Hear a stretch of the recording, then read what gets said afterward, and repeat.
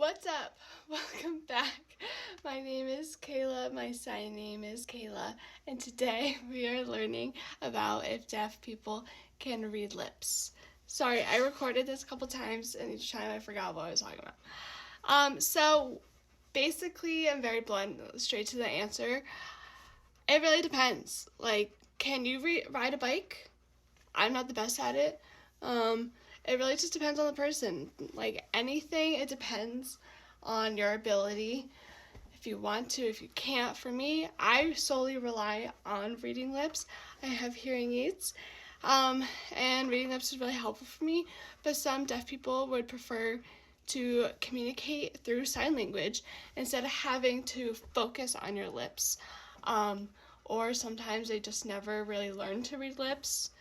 Not on like a fault thing, it's just they just communicate it differently, but it depends.